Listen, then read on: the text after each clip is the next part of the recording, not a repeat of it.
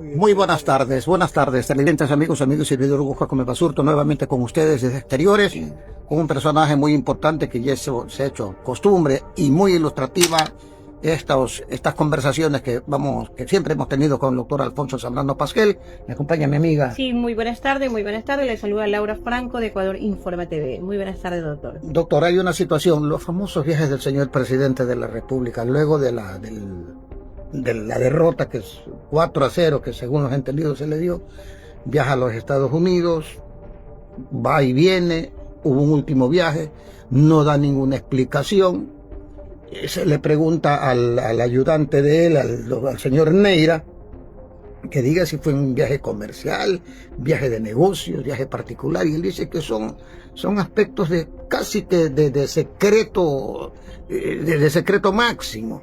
Pero la gente necesita saber cuáles son los objetivos, cómo se viaja, a qué se viaja, qué resultados hay, si es un acuerdo comercial, de cooperación. En síntesis, buenas tardes, doctor. Buenas tardes a usted, don Hugo, y a Laurita también. Sí, mire, no es que es malo que un presidente viaje. Sí, es bueno. Pero la gran pregunta es para qué viaja el presidente, qué consigue en su viaje, Claro. Porque son permanentes. Va a Estados Unidos y luego se declara casi que como top secret el viaje. Nadie sabe para qué fue a Estados Unidos. Y voy a decirlo, si es por cuestión de descansar 2 días, dígalo. Si algo en este tema de la inseguridad, si fue a buscar alguna ayuda, menciónelo. Pero lamentablemente no le hace bien a la imagen del presidente ni del país estos viajes que no tienen justificación. Luego se da otro viaje por unos días con la cónyuge, la señora Balbonés, y se dice que ha estado en Aspen, Colorado, donde es famoso ir a esquiar. El presidente va a esquiar, ¿qué día que va a esquiar? ¿Cuál es el problema? Y posteriormente, una vez que retorna, aquí surge un tema y va para Emiratos Árabes. Y se está cuestionando por parte de algunos constitucionalistas que el presidente no da ni siquiera aviso al Congreso, que está en la obligación de dar. Carga la presidencia porque la señora o señorita vicepresidenta está encargada también del área de salud, que ya dijo que ella no tiene nada que ver con el área de salud, imagínense. Sí, la salud. Lamentablemente hay temas de algunos contratos hasta para un call center, $35 millones cuando no hay medicamentos en los hospitales. Ya se dice que el ciudadano Lama cargaba cartones que no eran realmente de medicina. La verdad es que en el Ecuador hay un desconcierto frente a no tener respuestas claras y concretas en temas cruciales como temas de seguridad, donde estamos a diciembre y vamos a cerrar el año con más de 55, 56 muertes violentas por 100.000 habitantes, lo cual hace que este sea el año más violento en la historia del Ecuador. Y en Guayaquil hay lugares, he visto indicadores, entiendo que provienen de la propia policía, en sitios como Sociovivienda o como la Nueva Prosperina, que están hablando de más de 140 muertes violentas por 100.000 habitantes. Esa es la realidad de todos los días. En las cárceles hoy se están muriendo los internos por tuberculosis. Es lamentable y penoso lo que pasa con los presos, y el nivel de violencia dentro de la cárcel se mantiene. Ya en este año son más de 60 muertes violentas y como que en el país no pasa nada. Pero es importante, miren, después de la derrota, que fue una respuesta, yo más allá de que hayan estudiado la mayoría de las personas el contenido o no de las preguntas, para muchos ha sido una respuesta del pueblo llano a una conducción que no satisface, una conducción del Estado en manos del presidente Noboa que no es satisfactorio. Entonces es tiempo para cambiar y rectificar, pero ahora se habla también de la posibilidad de ir vía enmiendas o reformas a la Constitución. A ver, Miren, como dice más de un constitucionalista y más de un penalista, cuando hablan de una constitución prodelincuencial, dicen, a ver, busque el artículo de la constitución que esté a favor de los delincuentes y de la delincuencia.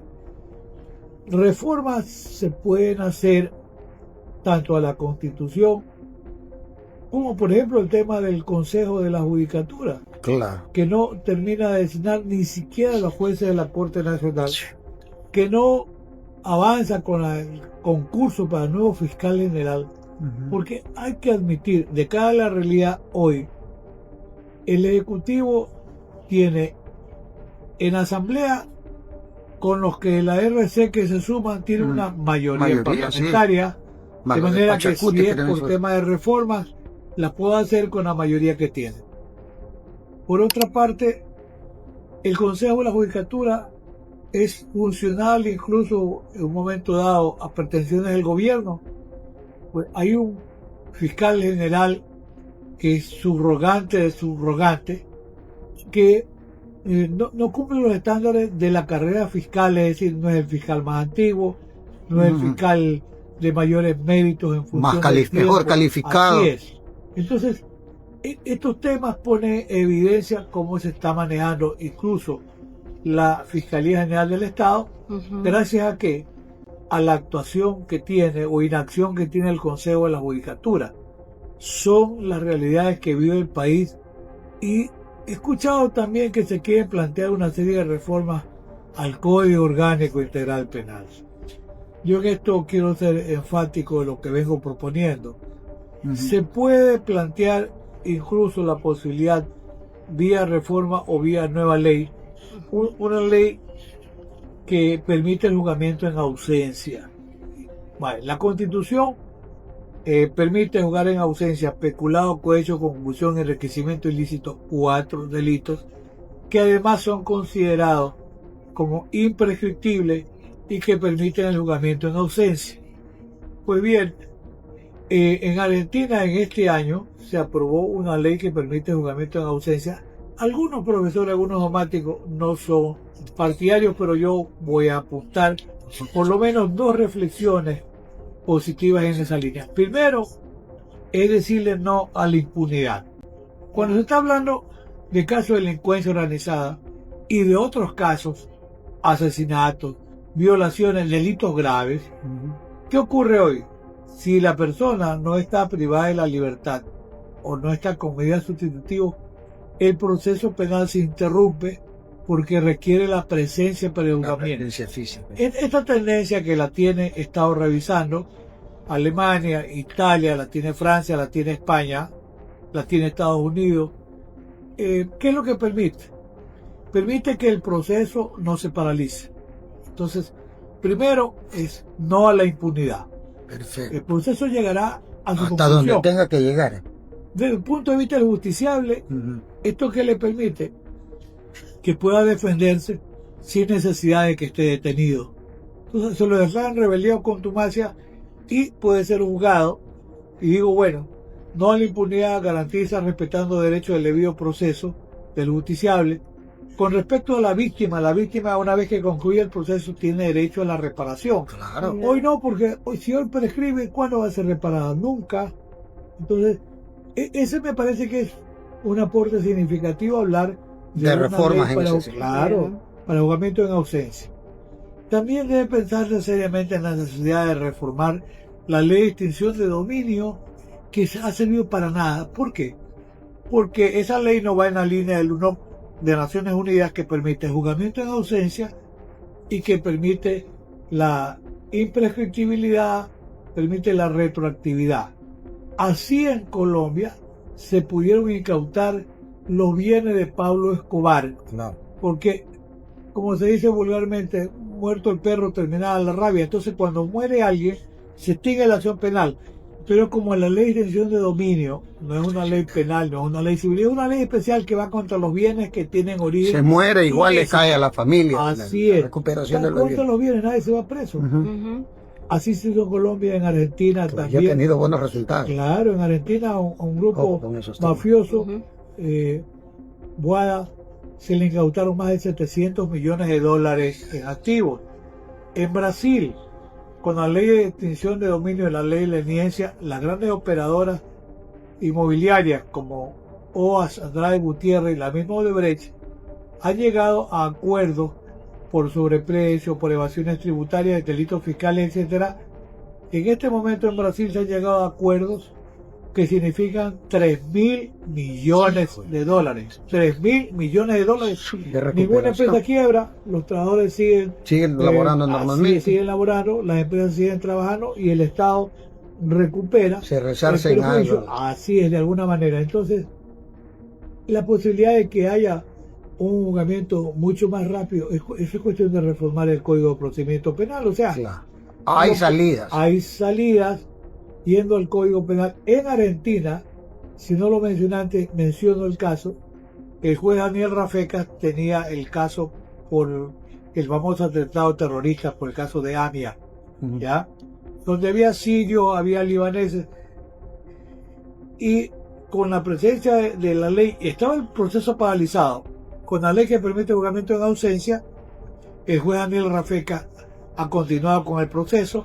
Se hicieron objeciones porque incluso se dijo que la ley dispone para los venideros, pero como el propio juez Rafecas dice, yo he leído el fallo, casi 150 páginas, dice que el principio de legalidad no se está afectando porque en el ámbito sustantivo, porque no es una reforma en el Código Penal, sino que es una propuesta al procedimiento penal. Se objetó lo que hizo el juez Rafecas, pero el Tribunal Superior en Argentina ha ratificado y ha dicho que se ajusta a los estándares que demanda el control de constitucionalidad y el control de convencionalidad. O sea, hay un referente de algo que se ha hecho hace pocos meses en Argentina con resultados y los positivos. Buenos ejemplos tienen que ser tomados. Entonces, yo creo que en esa línea hay cosas que hacer. Ojalá que se convoque a expertos y que se acepten las distintas propuestas que sí se pueden hacer. Doctor Zambrano, ¿qué lectura le da a la persecución política y judicial de algunos abogados aquí en el Ecuador? A ver, por el caso de Fernando Por el caso Villavicencio. de Fernando Villavicencio y otros casos más. A ver, en los últimos días, porque sobre este tema de persecución política versus independencia judicial, que además se van creando por la influencia a veces de los medios de comunicación, se van creando a veces juicios paralelos. Veamos, aparte de lo que en su momento significó el caso Rangací del presidente Flores Cordero, donde había una mayoría de la izquierda democrática. Claro. Por eso se habla de una persecución política incrustada en la función judicial. Lo que pasa después de unos años con el presidente Rafael Correa, cuando él quería postularse para un binomio presidencial, se arma el caso Soborno, donde la fiscalía sirve como brazo ejecutor del poder político que quería frenar la carrera y que termina frenando. Se prestó a ser herramienta. Así es, una herramienta. Luego de eso, hay casos donde la fiscalía lo llamó caso Encuentro, que tenía un trasfondo contra el presidente Lazo y se lo termina condenando al cuñado, a Danilo Carrera, por supuesta delincuencia organizada, ya una persona mayor de 85 años, a quienes los otros implicados nunca lo conocieron, lo conocíamos como dirigente deportivo, nunca conversó con nadie, nunca se reunió, pero lo pusieron como líder de una organización criminal. Entonces, lamentablemente se han utilizado con fines políticos, pero en las últimas semanas merecen la atención dos casos. El uno es, se investigan temas relacionados también y puede tener un acápite de consideración aparte, la situación de la investigación por la muerte de Fernando Villavicencio. Pero y ahí se van investigando una serie de personas y menciono un ciudadano, Javier Jordán, que no vive en el Ecuador, ha sido vinculado al caso Metástasis. Él ha pedido que se le permitan con sustitutivos ir a la audiencia, pero no está en suspenso. Después un caso viejo llamado de los hospitales, Claro. donde también se lo vinculó. Y después, en las últimas semanas o meses, se lo vinculó a él, a José Serrano y a Ronnie Aliaga a la muerte como autoría intelectual de Fernando Villavicencio. siendo el derecho a la defensa una garantía inviolable, Jordán se defiende, tiene sus abogados, un estudio jurídico, pero ¿qué ocurre? Que Salazar y Cáceres, que era uno de los abogados, otro abogado apellido León, si mal no recuerdo, pero lo interesante del tema es que la fiscalía, reeditando viejas costumbres y malas costumbres, malas prácticas, exacto, ¿qué hace?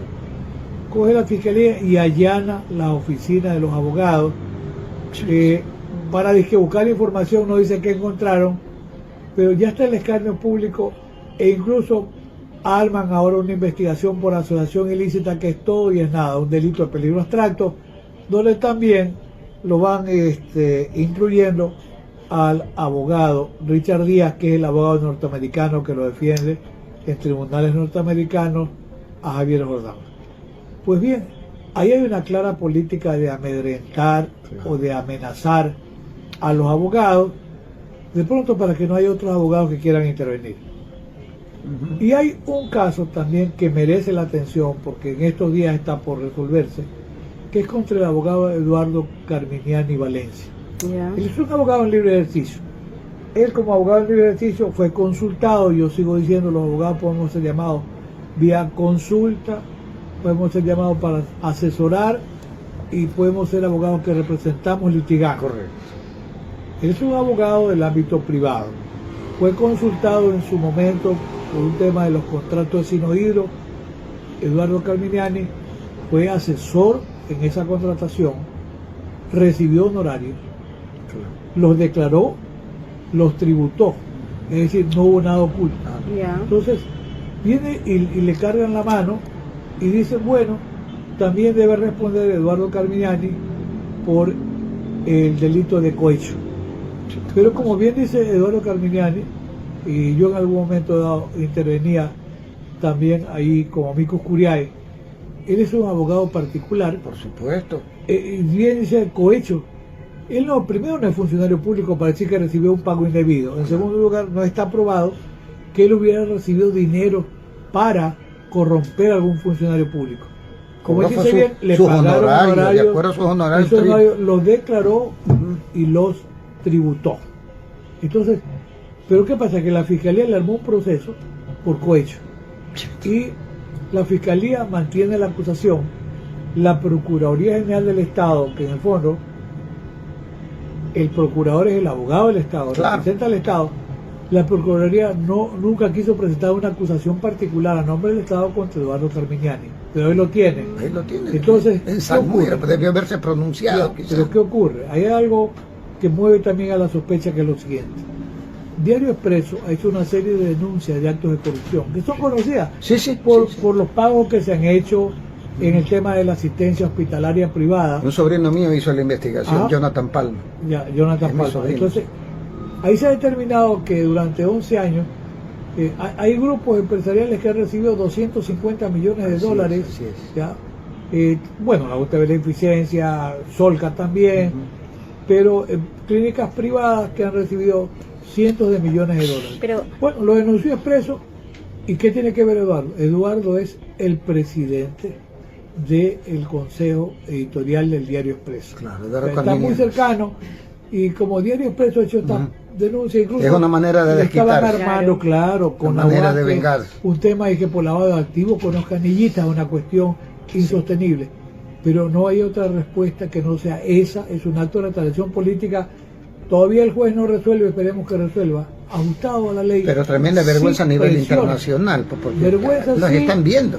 También vergüenza por la persecución que se está haciendo en el Ecuador a los abogados en libre ejercicio, lo cual significa, como yo digo, la criminalización del ejercicio profesional. Entonces, eso también hay que dejarlo en claro, y nos quedaría incluso el tema del estado actual de la investigación por el asesinato de Villavicencio. Así es. Muy bien, doctor. Sí. ¿Algún otro tema que tenga que decir? Lo de Villavicencio. Lo de Villavicencio. Eso es fundamental porque, mire,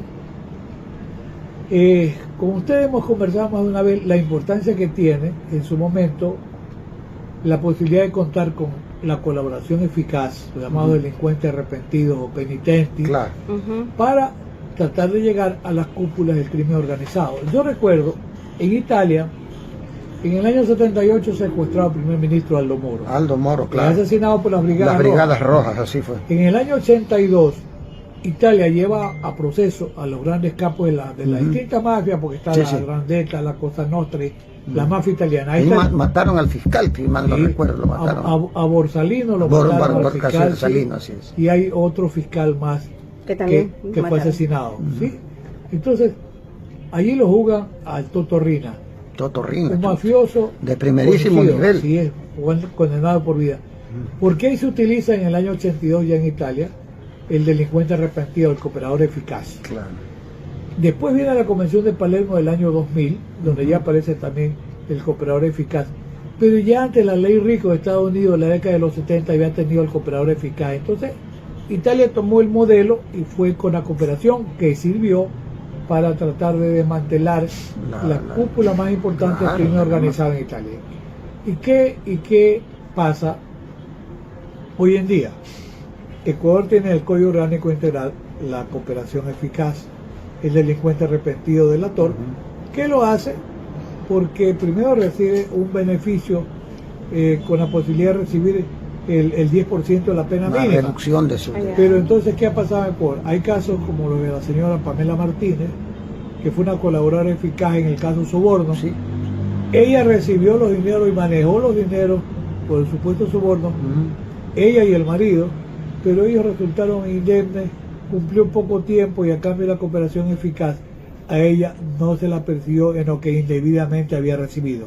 Perfecto. Y si ustedes ven otro tema, la señora Mayra Salazar, que es la gran operadora del acto de corrupción en la Corte de Justicia de Guayaquil. Sí, así es. Ella es premiada con pocos meses, no devuelve un centavo. Y no Fue- pasa nada. Fue la colaboradora, era la asesora, embarró a medio pueblo, como digo yo coloquialmente, y ella fue premiada. Después hay otros delincuentes, como un delincuente apellido Angulo, que se inventan nombres y es un delincuente que muy cercano a Leandro Norero. Entonces, en ese caso, que da luego paso al caso Metástasis, es verdad, lamentablemente ahí hay abogados, pocos, malos abogados que se dieron a la tentación de la corrupción, corrompieron a jueces, a fiscales, al presidente del Consejo de la Judicatura, Sí. que está preso, ¿ya? Entonces, mire, ese caso reveló el nivel de corrupción institucionalizada. ¿Sirvió la cooperación eficaz? Más allá de que no nos guste el trato que se le dio a algunos, sí. La cooperación eficaz es apreciada, por ejemplo, me refiero a los tribunales españoles, como dice mi amigo Paco Muñoz Conde, con mucho cuidado, porque el delincuente arrepentido es capaz de todo Puede para correr a obtener medio mundo. beneficios hasta económicos, Claro. exacto, y conseguir un beneficio en el monto de la pena. No es del todo confiable, diríamos. Pero entonces Para quiere nada. decir que ese señor no es que se arrepiente en verdad, sino que porque recibe beneficios más o Así menos. es. Y miren, hoy día escuchaba yo a la señora Verónica Zarauz, viuda de Villavicencio. Le hace una pregunta a Anderson Boscán, porque ella mencionó a Rafael Correa. Y ella dijo que lo hizo porque la Fiscalía General Le del dijo. Estado le había dicho que era Rafael Correa quien estaba atrás del tema. Bueno, Sí, sí. imagínense, A mí me dijeron y ya. esa es una situación terrible. Claro. Luego aparece un ciudadano que se identifica como Marcelo Lazo, que dice que es pariente lejano del Guillermo expresidente Guillermo Lazo, y él hace una primera declaración que está en el proceso, donde él dice que él escuchó que había una conversación por videoconferencia entre el presidente, expresidente Rafael Correa con Leandro Norero. Leandro Norero está muerto.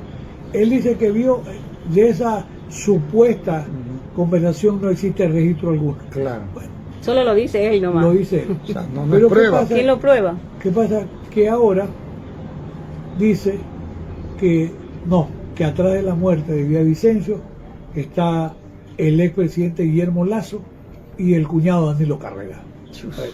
Y entonces le preguntan, bueno, pero usted ¿por qué Dijo hizo una antes versión, ahora esta dice- Y ahora dice otra supuesta cosa. revelación? Ah, no, dice porque me dijo Guillermo Lazo que él había hablado con la fiscal general y que yo siga las instrucciones que me daba la Fiscalía General. Esto es para empapelar a Rafael Correa. Claro.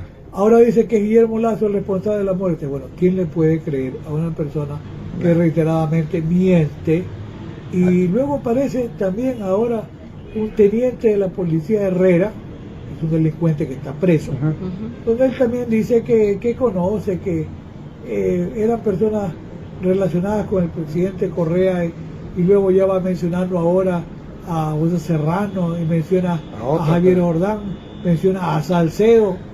Bueno, ahí no podría, disculpe doctor, terminar su condición de testigo fiscal, perdón, o se le determinar esa calidad, porque se está diciendo una versión, puede otra ser versión, otra interesante, importante, sí, pero son declaraciones que tienen que ser tomadas con la reserva necesaria, porque un delincuente arrepentido es capaz y es proclive a mentir para obtener un beneficio.